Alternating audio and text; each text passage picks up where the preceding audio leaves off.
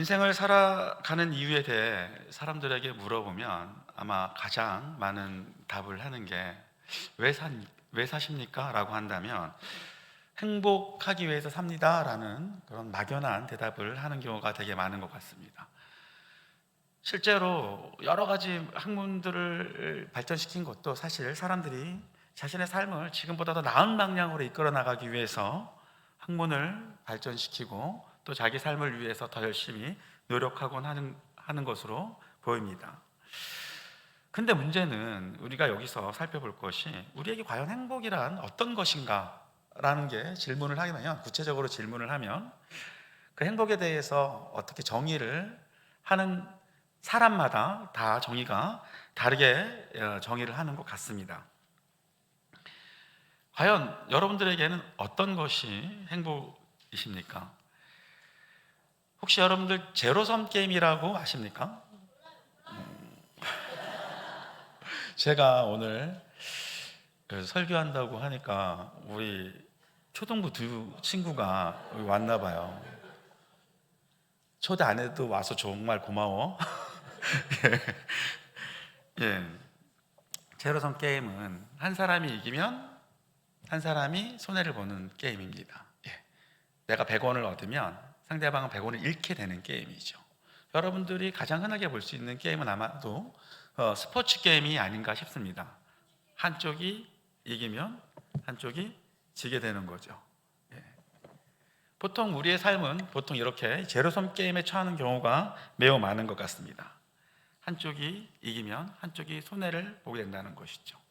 근데 문제는 이런 제로섬 게임이 있다 보니까 항상 사람들은 다른 한쪽이 행복을 얻으면 다른 한쪽은 그만큼 손해를 보는 경우를 많이 보게 됩니다.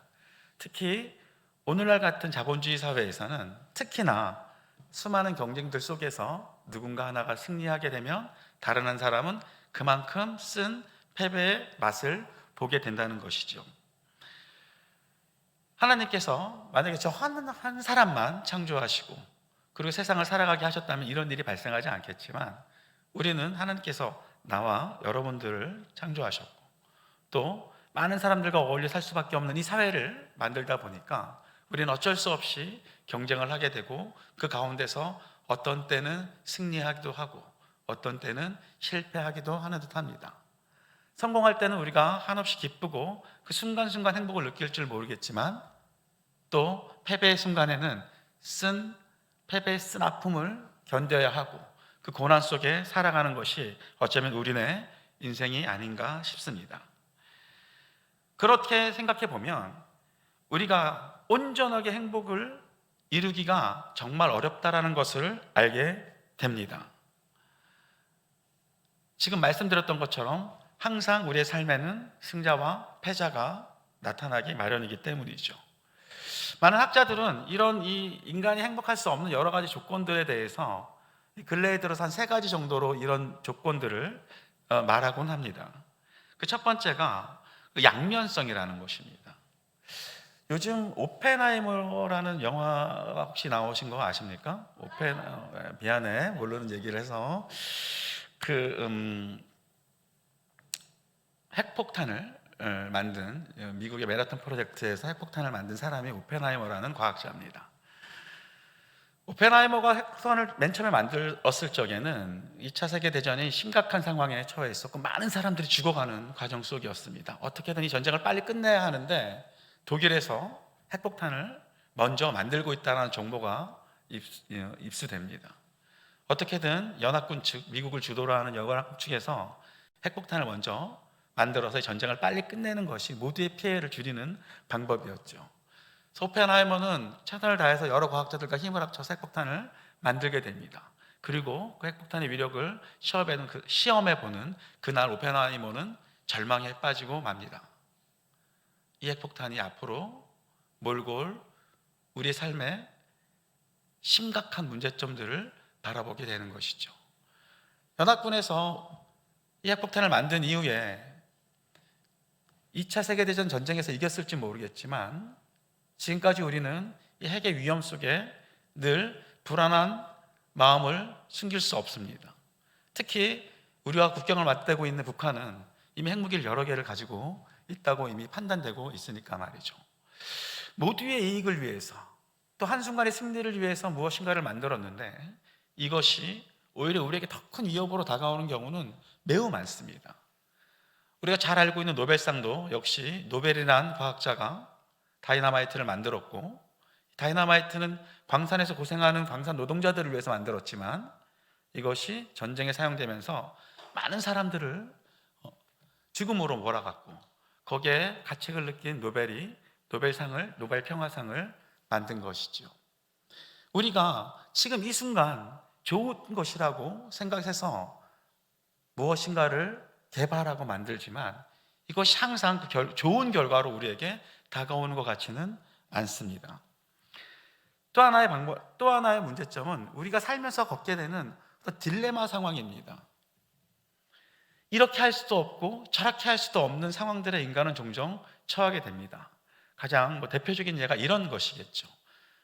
나를 정말 귀하게 키워주신 부모님이 계신데 내가 정말 사랑하는 사람을 만났고 이 사랑하는 사람과 결혼하겠다고 했을 적에 만약에 부모님이 반대하신다면 이 사람은 굉장히 심각한 딜레마 상황에 빠지게 될 것입니다. 도대체 이 순간에 누구를 만족시켜 주어야 하느냐 말이죠. 예. 우리는 이런 딜레마 상황에 굉장히 많이 접하게 될 것입니다. 이러지도 저러지도 못하는 상황, 이것도 맞고 저것도 맞는 상황에 처하게 되는 것이죠. 하지만 두 상황이 서로 첨예하게 이익의 대립을 가지고 있다면 인간은 내가 이 순간에 어떤 선택을 해도 행복한 선택을 할 수는 없게 될 것입니다. 아까 처음에 말씀드렸던 것처럼 제로섬 게임의 상황에서도 역시 인간은 자신의 행복을 찾기 어려운 상황에 처하게 될 것입니다. 이렇게 봤을 적에 인간이 정말로 순수한 행복, 그리고 어떤 고난과 어떤 슬픔 속에 처하지 않고 오롯이 나만을 위한 순전한 행복을 느낀다는 건 사실상 불가능해 보입니다. 그렇다면 하나님께서는 왜 우리에게 이런 순수한 행복을 허락하시지 않는 것일까요? 이런 순간순간마다 내가 내리는 이 순간의 선택들이 결국은 누구도 만족시킬 수 없고 심지어 나 자신도 불행하게 만들 수 있는 그런 상황들을 하나님께서는 우리에게 왜 허락하시는 것일까요? 저는 오늘 여러분들과 이 부분에 대해서 한번 말씀을 나눠보고자 합니다. 먼저 결론부터 말씀드리자면 모든 것은 아까 말씀드렸던 것처럼 양면성이 있듯이 우리에게 주어진 고난과 우리에게 주어진 슬픔도 분명히 그 쓰임이 있을 것이라 생각됩니다. 돌이켜보면 우리가 슬픔과 고난 속에 처했을 때 우리가 어떤 반응들을 보이는지를 살펴보면 될 것 같습니다. 오늘 여기 시편 69편에 슬픔과 애통함에 잠겨있는 사람을 목격하게 됩니다. 여러분들도 잘 아시는 시편의 저자 다윗입니다. 다윗은 69편 1절, 4절, 1절 말씀에서부터 4절 말씀까지를 보면 다윗이 심각한 고난 속에 처해 있는 것을 알게 됩니다. 제가 한번 봉독해 드리겠습니다. 1절부터 4절까지 제가 읽어 드리겠습니다. 하나님이여 나를 구원하소서. 물들이 내 영혼에까지 흘러 들어왔나이다. 나는 설 곳이 없는 깊은 수렁에 빠지며 깊은 물에 들어가니 큰 물이 내게 넘치나이다. 내가 부르짖음으로 피곤하여 나의 목이 마르며 나의 하나님을 바라서 나의 눈이 쇠하였나이다. 까닭없이 나를 미워하는 자가 나의 머리털보다 많고 부당하게 나의 원수가 되어 나를 끊으려 하는 자가 강하였으니 내가 빼앗지 아니한 것도 물어주게 되었나이다.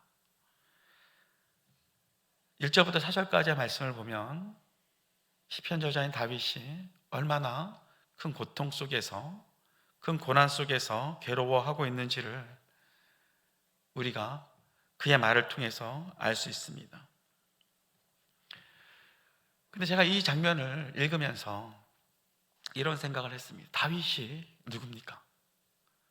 하나님의 큰 사랑 가운데 이스라엘의 2대 왕이 되었고, 그리고 하나님의 은혜 가운데 믿음으로 골리앗을 물리쳤고, 그 온갖 사울의 박해 속에서 살아남아 이스라엘의 왕이 된 그런 사람 아닙니까? 그리고 그 누구보다 하나님을 사랑했고, 그 누구보다 하나님을 의지했던 그런 다윗이 지금 또다시 이렇게 고난 속에 빠져 있는 것입니다. 근데 이 순간 제가 주목했던 것은 다윗이 그 고난의 바로 그 순간 다른 모든 것들을 제쳐놓고 오직 전능하신 하나님을 바라보고 있다는 것입니다.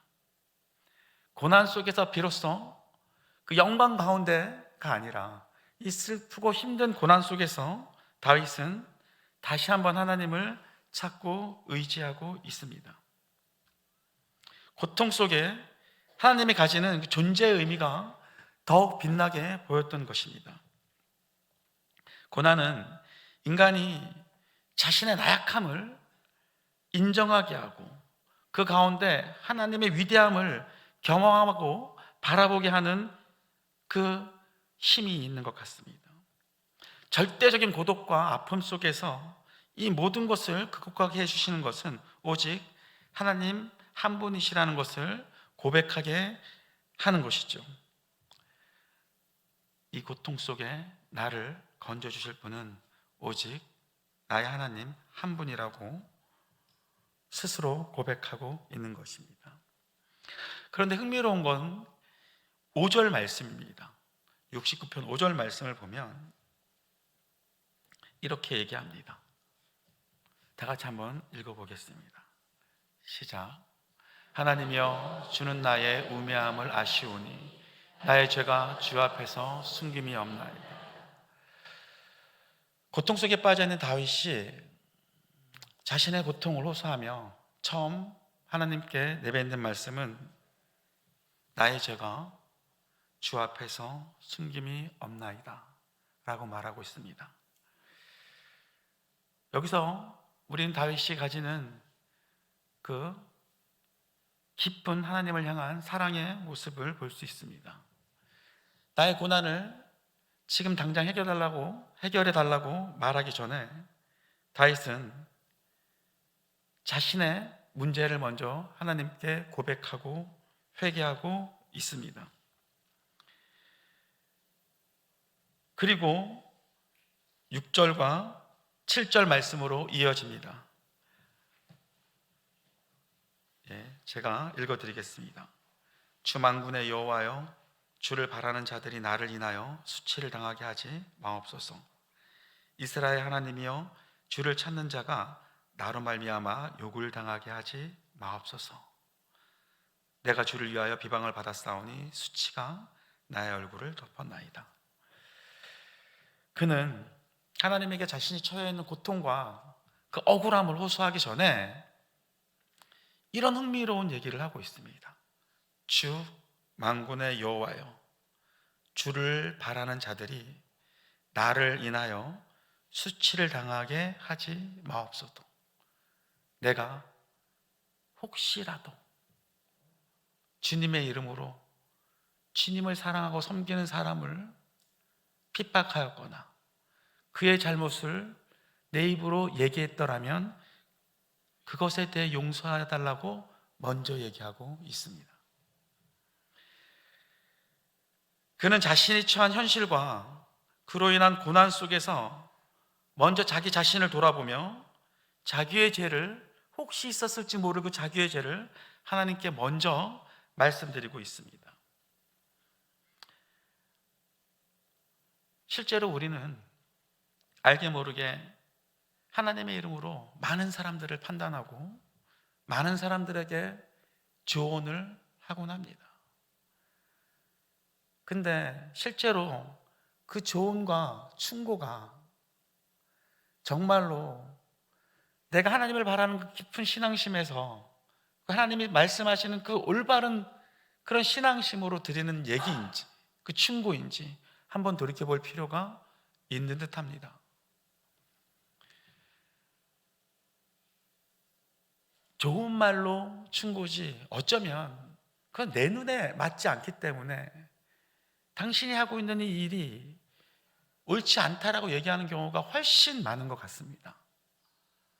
내 신앙이 똑바로 서 있지 않은 상태에서 실제로 우리는 많은 사람들에게 신앙의 이름으로, 믿음의 이름으로 그 사람을 판단하고 재단하는 경우가 많은 듯합니다.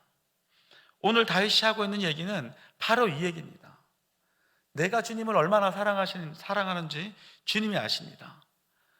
그럼에도 불구하고 나는 지금 이 순간 고통당하고 있습니다. 그런 자기 자신을 바라보면서 다윗은 이렇게 하나님께 고백하고 있는 것이죠. 혹시라도 내가 하나님을 위해서 일했던, 하나님을 위해서 살았던 그 사람들이 나로 인해서 수치를 입었다면 그 죄를 용서해달라고 말씀하고 있는 것입니다.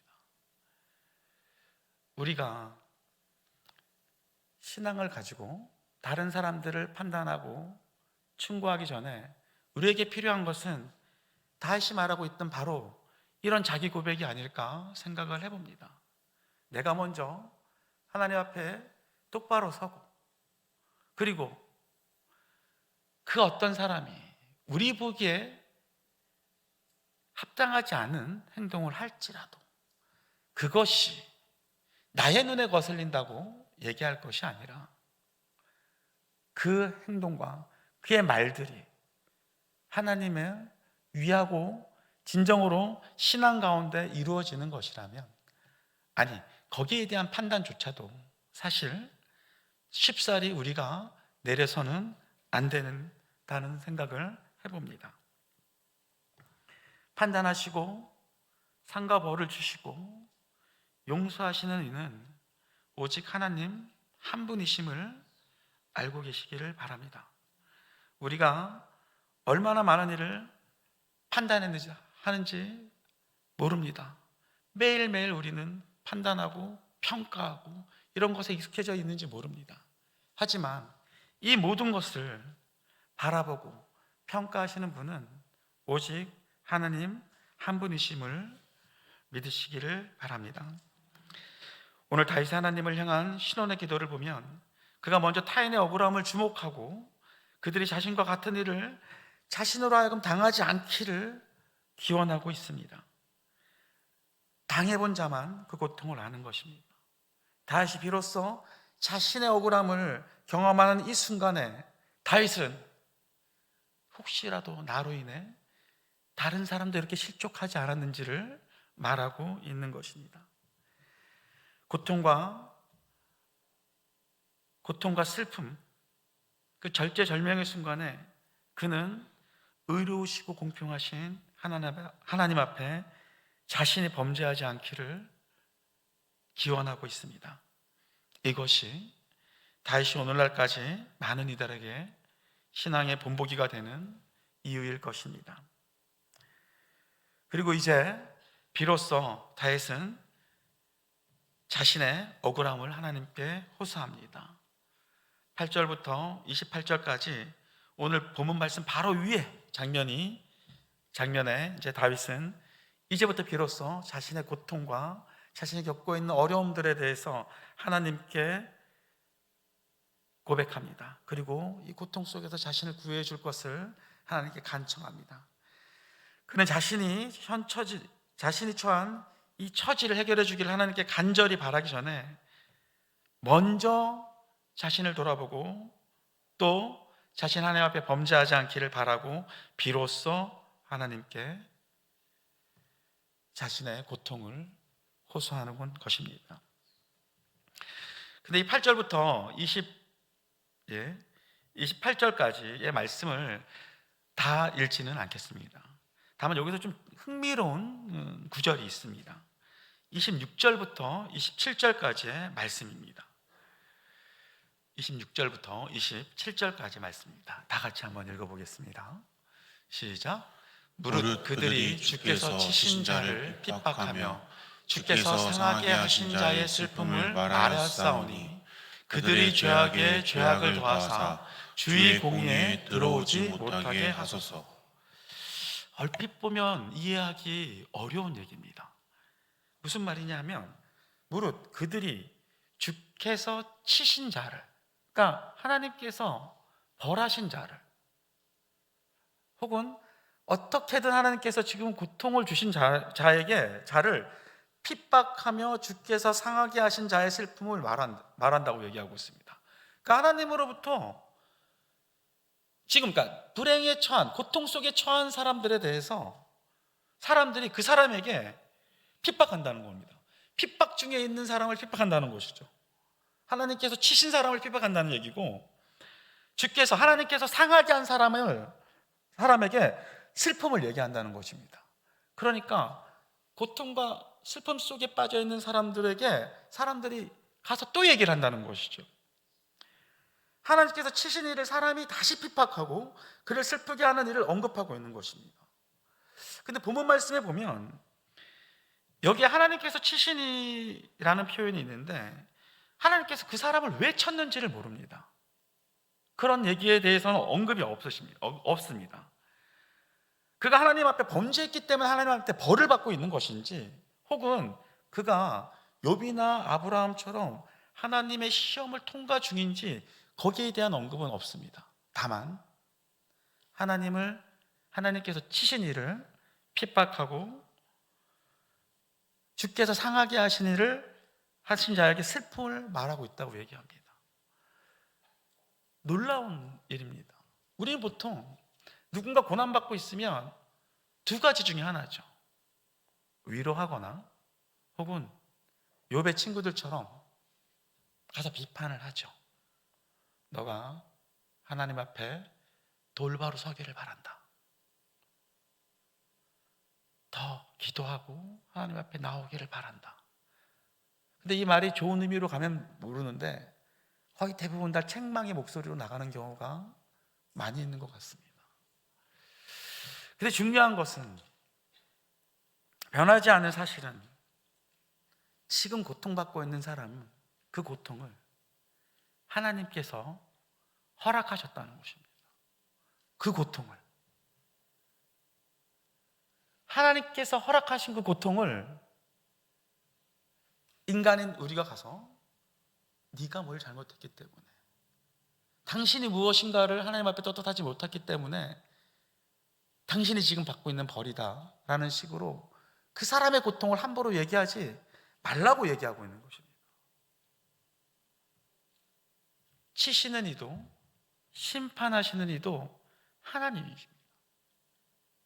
우리가 그것이 옳고 그르고 당신이 어떻게 살았는지에 대해서 함부로 얘기할 수 없다는 얘기를 하고 있는 것입니다.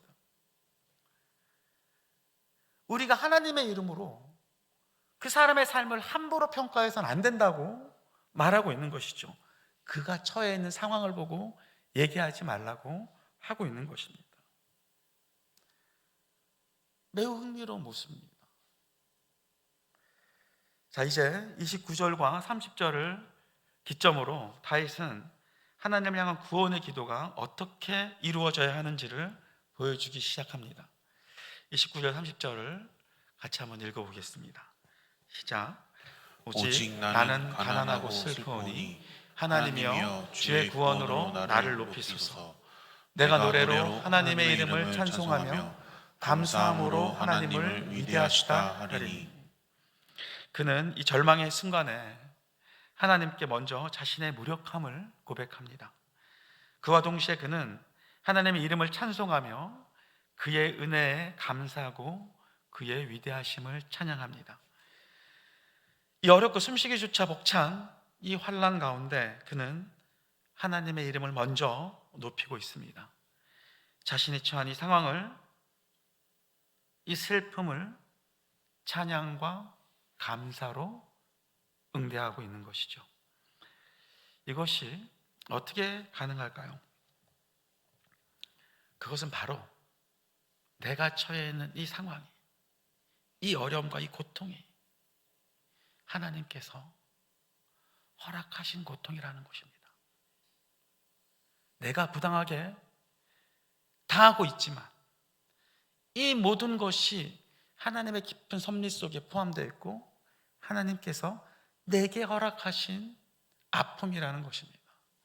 그렇게 이 절망의 순간에 다윗은 자기 자신을 낮추고 하나님을 찬양할 수 있는 것이겠죠. 이것이 저와 여러분이 보여야 할 환난과 시험을 대처하는 자세일 것입니다. 다윗이 이 모든 상황들을 감사로 받을 수 있는 것은 그의 하나님을 향한 찬양과 감사야말로 하나님을 기쁘게 하는 일이며, 이를 통한 하나님께서 우리의 마음을 소생시키시고 우리를 구원하시는 일임을 그가 믿고 행동하기 때문일 것입니다. 31절을 다 같이 보겠습니다. 제가 읽겠습니다. 이것이 곧 뿔과 굽이 있는 황소를 드림보다 여호와를 더욱 기쁘시게 함이 될 것이라. 하나님께서 가장 기뻐하시는 일은 금과 은이 아니요 내 삶의 주인 되시는 그를 온전히 믿고 따르며 감사함으로 그분의 섭리를 받아들이고 찬양하는 것이라 다윗은 말하고 있습니다. 다윗은 그가 처한 고난 중에 먼저 자기 자신을 살피고 자기의 죄를 고백하고 감사함으로 하나님께 영광을 돌리고 있는 것입니다. 아브라함이 그랬고 욥이 그랬으며 우리 주 예수 그리스도가 그리하셨습니다. 고난 속에서 그분들은 자신들에게 주어진 그 고난을 외면하지 않고 하나님께서 허락하신 그 고난 속에서 하나님을 찬양하며 감사하는 마음으로 이 고통들을, 이 길들을 묵묵히 걸어갔던 것입니다. 우리가 살펴보았듯이 인간은 언제나 고난과 역경의 가능성 속에 살고 있는 존재인 것 같습니다. 앞에서 살펴보았듯이 승자가 있으면 패자가 있고 이익을 보는 자가 있으면 손해를 보는 자가 있습니다. 그것은 하나님께서 나를 창조하셨듯이 여러분들을 창조하셨고 이 세상에 존재하는 모든 것을 창조하셨습니다. 그렇게 누구는 먹는 자로, 누구는 먹히는 자로, 누구는 군림하는 자로, 누구는 지배받는 자로 존재할 수밖에 없는 것이 우리의 삶일 것입니다. 그렇게 우리는 앞서 말씀드렸듯이 이 제로섬 게임에서 승리자로 혹은 패배자로 위치할 수밖에 없는 것입니다. 그러면 우리는 영원히 이런 승리의 영광과 패배의 고난과 타인의 칭찬과 비판 속에 살아갈 수밖에 없는 그런 존재일까요? 근데 조금만 더 생각해 보면 꼭 그렇지만은 않은 것 같습니다. 하나님께서는 이 모든 불균형의 세계를 반드시 균형의 세계로 만드시는 분이심을 믿으시기 바랍니다. 하나님께서는 그를 위해 우리에게 그리스도를 보내주셨고 그분이 다시 오는 날 우리를 온전한 평강과 화평의 세계로 인도하신다고 약속하셨습니다. 존재하는 모두가 그리스도를 통해 구원을 받고 순전한 모습으로 하나님의 자녀로 사는 그날을 우리에게 약속하신 것입니다. 그날에는 승리자도 패배자도 이익을 보는 자도 손해를 보는 자도 없는 모두가 하나님의 사랑 속에 화평을 경험하게 될 것을 믿으시기 바랍니다. 그렇게 우리는 오늘 이 환난의 시간에 하나님을 바라보고 나의 죄를 돌아보며 감사하는 마음으로 주님을 찬양해야 할 것입니다. 어떤 상황 속에서도 이 모든 것이 주님이 허락하신 일임을 믿으시고, 반드시 모든 일을 허락하신 이도 하나님이시고 해결하는 이도 하나님이심을 믿으시기를 바랍니다. 앞서 준비 찬양 때 불렀던 찬양 가사 중에 이런 가사가 있습니다.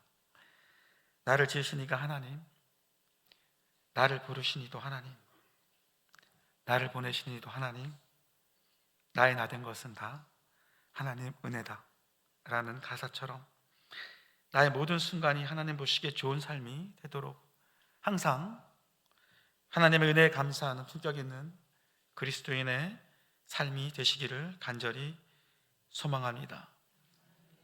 이제 말씀을 마치고자 합니다. 하나님이 주관하시면 제로섬은 없습니다. 농부의 수고를 생각해 보시죠.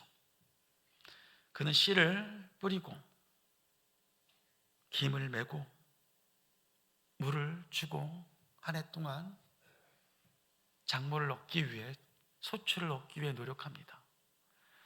씨를 뿌리고 물을 주고 김을 메는 그 순간은 농부에게 고난의 시간일 것입니다. 그럼에도 불구하고 농부는 그것을 수고로 여기지 않습니다.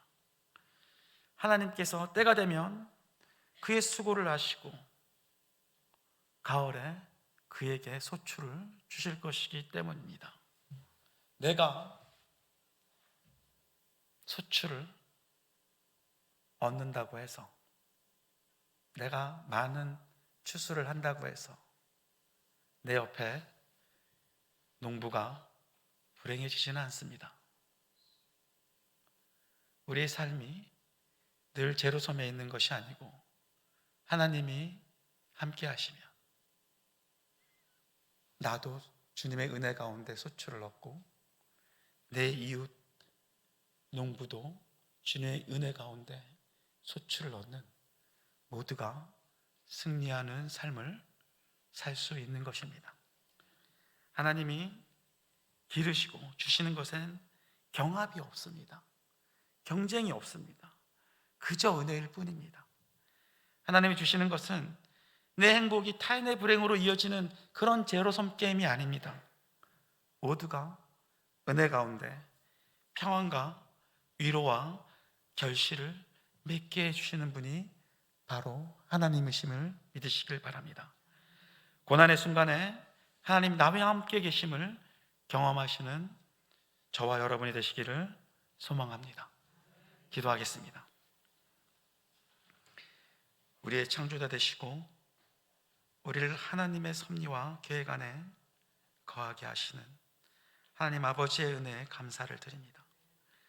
우리가 어느 곳에 있든지 우리를 지키시며 우리의 피난처를 예비하시는 하나님, 우리의 연약함을 아시오니 우리를 주님의 은혜 가운데 거하게 하여 주시옵소서.